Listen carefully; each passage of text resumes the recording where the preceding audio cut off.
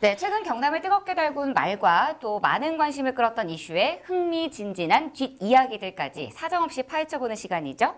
기자회견이 뽑은 언박싱. 오늘은 어떤 분이 준비를 좀 해왔을까요? 누가 했을까요? 네. 저밖에 없는 것 같네요. 오늘은 제가 준비했습니다. 기자회견이 뽑은 언박싱 함께 보시죠. 이번 선거에서 오영호 전 군수의 지원을 얻어 이선두 의령군수가 당선됐다고 주장합니다. 얼마까지 망가뜨려야 자기들 분이 다 불리는지 오로지 자기들의 건세, 사리사욕에만 눈이 어두고 국민들은 안중에도 없습니다. 국민들 명예 훼손한 대가. 또 의령군의 최고 적폐는 오영호 전 군수와 이선두 형 군수라며 이들의 구속을 주장했습니다. 의령군은 전 현직 군수의 군정농단과 불법 사퇴로 인해 지역이 공경에 처해져 있는 실정입니다. 네, 지난 3월 27일에는 이선두 의령군수의 당선 무효형이 결정이 되기도 했었죠. 네. 선거법 위반으로 대법원 판결이 어떻게 나긴 났습니다. 네, 이선두 의령군수는 이제 선거가 당선되기 전부터 후보 시절부터 굉장히 이런 루머들이 많이 돌았던 군수였고요.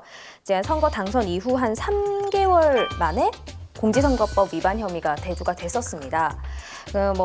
혐의들 보면은 이제 의령군 내 경로단 회원들한테 20만 원을 건넸다 이런 얘기도 있었고, 또 후보 신분으로 군청 찾아가서 지지 호소했었다 이런 말들도 있었고, 또 자신이 졸업한 초등학교의 그 이름을 허위로 기재했다 이런 혐의도 있었고, 일단은 그런 것으로 이야기가 시작이 돼서 2018년 11월에 처음 불구속 기소가 된 다음에 이제 법정 다툼이 본격적으로 좀 시작이 됐다고 보면 될 것 같고요. 작년이죠. 7월에 저희 방송사랑 인터뷰를 할 때도 군수 입장으로는 토요일 이런 정면 돌파를 할 거고 앞으로 계속해서 정정당당하게 재판에 임하겠다 이렇게 얘기했는데요.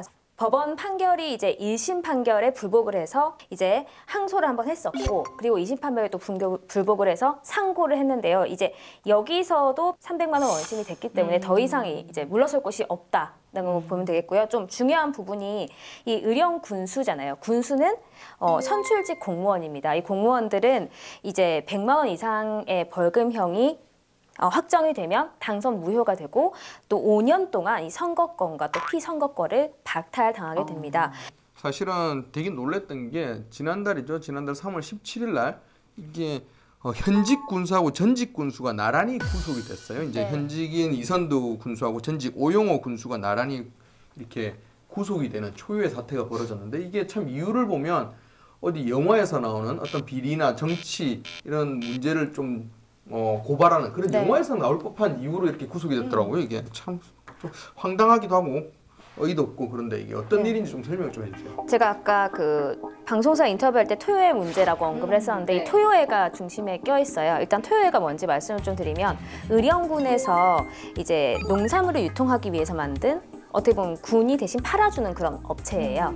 그러니까 농민들이 물건을 잘 팔 수 있도록 군이 도와주기 위해 만든 건데, 이 토요회라는 업체를 통해서 전현직 군수가 비리 횡령을 저질렀다 이렇게 간단하게 파악을 하면 되겠고, 이제 이선두 의령군수가 이제 자신의 선거 자금으로 이 토요회 유통 자금 6천만 원을 받았대요. 근데 이 6천만 원을 주라고 지시한 게 오영호 전 군수였다 이렇게 얘기가 나왔거든요. 비록 두 사람이 사이가 좋았다고 하는데, 사실 그 토요일이라는 게 2009년도에 전국 그 최초로 지자체인 의령군과 농협, 축협, 농민단체가 함께 출자한 농산물 유통 회사거든요. 그렇죠. 2013년도에 지금 그 한국농수산식품유통공사가 주관하면서 또 최우수상까지 받았어요. 그렇죠. 이 브랜드가. 그래서 이제 탁월한 마케팅 역량을 인정받고 유통업계 선도주자로 이제 나섰는가 싶었는데, 참 그것도 공금을 그것도 선거 자금으로 돌렸다는, 저는 그 아이디어가 너무 기발한 것 같아요. 진짜 방금 말씀하셨지만 토요회라는 브랜드 자체도 그렇지만 지자체가 유통을 책임진다는 것 자체가 굉장히 혁신이었거든요. 왜냐하면 농민들은 농사를 짓고 농산물을 생산하는 것만 집중을 하고 파는 거에 늘 문제가 됐었는데, 그 부분을 지자체가 직접 나서서 회사를 설립해가지고 한다는 부분에서는 되게 혁신이었고 굉장히 기대도 컸고 실제로 성과도 났었습니다. 그러니까 거의 10년 전이잖아요. 요즘에는 유통하는 그렇죠. 업체가 많지만 지자체별로 진짜 획기적이었을 것 같은데. 근데 이제 그렇게 성공을 했음에도 불구하고 지금 적자가 누적 적자 경영 자체도 문제가 제기가 됐었어요. 뭐 그 당시 이제 30억이 넘는데 적자를 기록했다라는 얘기도 있고 해서 가지고 네. 그렇게 보면 사실은 이런 군수간의 어떤 서로 이렇게 비리로 돈을 공금을 횡령하고 이런 것들이 그런 토요에 그렇게 좋은 회사의 적자의 일부분을 역할을 했다라고 볼 수밖에 없는 것 같습니다. 정말 이게 이제 단정적으로 지금 뭐 이렇다 말할 수는 없는 게 지금 이제 조사 중이기 때문에 토요의 문제는 하지만 이제 군수들이 개입돼 있다는 거는 토요의 문제가 지적되는 시작부터 계속 말은 돌았다고 해요. 그러니까 지금 토요회와 관련해서 군의원, 공무원, 농업인단체 다 지금 연루가 돼 있어서 이제 특정인을 위해서 군의사를 사용했다는 것으로 이제 조사를 받고 있는 상황이었는데 이제 거기에다가 결국은 헤드가 되는 그 군수까지 엮여 있는 거니까요. 그리고 이제 어묵업체의 생산품을 또 맞아요. 그거 제가 업체. 말씀드리려고 했었어요. 네. 맞아요. 토요회에 지금 넣었다고. 저희 부산 이야기하고 있는 건가요?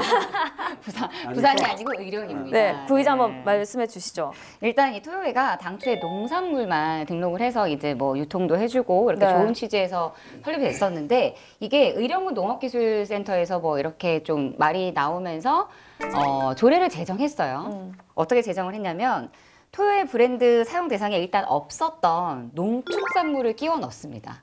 이렇게 끼워 맞추기식을 좀 한 거죠. 그렇게 해서 농산물만 취급하던 토요회가 이제는 조례 시행 규칙이 변경이 되면서 네. 수산물도 납품을 하게 되면서 이제 어묵 이야기가 의령에 바닥 없잖아요.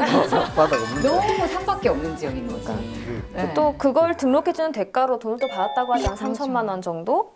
그러니까 이건 거의 자신의 직위를 위해서 제가 말씀드렸지만 정말. 기업체처럼 운영했다는 네. 것밖에는 그러니까 이러니까 토요가 제대로 굴러갔을 리가 없죠. 이게 저는 아까 어묵 이야기부터 해가지고 굉장히 창조적인 것 같아요. 창조경제인가요? 아니 사실 우리 홍어 삼합 다음에 고기 삼합도 나오고 했잖아요. 네. 저는 아까 어묵 이야기가 나오길래 진짜 부산 이야기 하는 줄 알았어요. 그래서 이렇게 창조적인 아이템들을 그리고 이 토요회라는 좋은 브랜드를 저렇게 네. 참 망칠 수가 있구나. 더군다나 지금 그 피해가 농민들한테 그대로 돌아가는데 네. 사실 이게 따지자면 주식으로 치자면 개미들 그 소액 투자자들의 돈을 가지고 지금 일종의 조합 형태로 대신 운영을 해주는 거잖아요. 네. 그래서 농민들한테 피해 고스란히 가게 돼 있는 맞아요. 구조고 또 이제 코로나19 사태 때문에 지금 그렇지 않은데 판매율 떨어지고 있는데 그러니까요.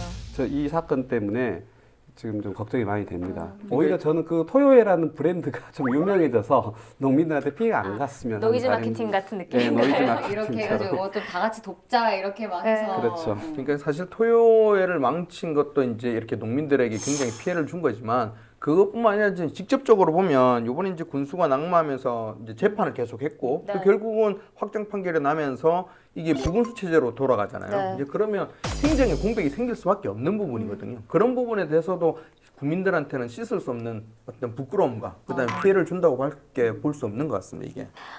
이 의령군수 재선거가 일단 내년에 있을 예정이에요. 그렇죠. 내년 4월 첫 번째 수요일. 보니까 4월 7일이더라고요. 이때 예정이 돼 있는데 그러면 거의 1년 동안 지금 부군수 체제로 진행을 해야 되는 거죠. 의령 같은 경우는 좀 특이한 게 이렇게 지역이 좁으면 좁을수록 지자체장이 이 지역을 내 마음대로 주무를 수 있다는 자신감이 많이 생기기 때문에 이런 경우에는 사실 그 시군 의원들이 다양한 정당이 나와줘서 그 견제를 해줘야 되는데 의령은 이제 그렇지 못하거든요. 이제 그게 좀 문제이기 때문에 이번 기회에 이제 의령 군민들이 정신을 좀 바짝 차리셔가지고 견제와 감시를 할 필요가 있고 또 하나는 이걸 이제 단체장들이 의회나 그 윤리위원회 여기다만 맡겨놓으면 네. 거의 처벌할 수 있는 권한이 별로 없어요. 이게 이 정의로 만든 해초리라고 해야 되나? 이게 별로 힘을 못 쓰는데 그 중에 하나가 이제 주민소환제가 있는데 주민소환제도 절차가 되게 까다롭고 더 단순화시켜야 되고 그 단순화시키자는 게 의회에서 지금 계류 중이에요. 그러니까 지금 그런 틈을 타서 더 이런 것들이 이제 된 것 같은데 다양한 당, 그 다음에 이렇게 이제 채택을 줄 수 있는 제도적 보완 장치 네. 이런 것들이 좀 빨리 진행이 됐으면 좋겠어요. 그러니까 말씀하셨던 게 토요의 의혹도 굉장히 계속 기자회견하고 주민들이 이걸 알리려고 굉장히 애를 쓰셨기 때문에 이까지 왔다고 생각이 되거든요. 문제가 됐을 때 문제 해결을 충분히 할 수 있도록 좀 제대로 정착이 좀 됐으면 좋겠습니다. 아무튼 뭐 이거는 지금 수습도 그 국민들이 함께 해야 되는 상황이 됐잖아요. 피해도 받고 수습도 해야 되고. 같이 해야 하고. 그래서 좀 하루빨리 좀 해결이 돼서 좀 의령군이 좀 처지지 않는 좀 약간 활력이 돋는 그런 도시로 다시 한번 이름을 떨쳤으면 좋겠습니다.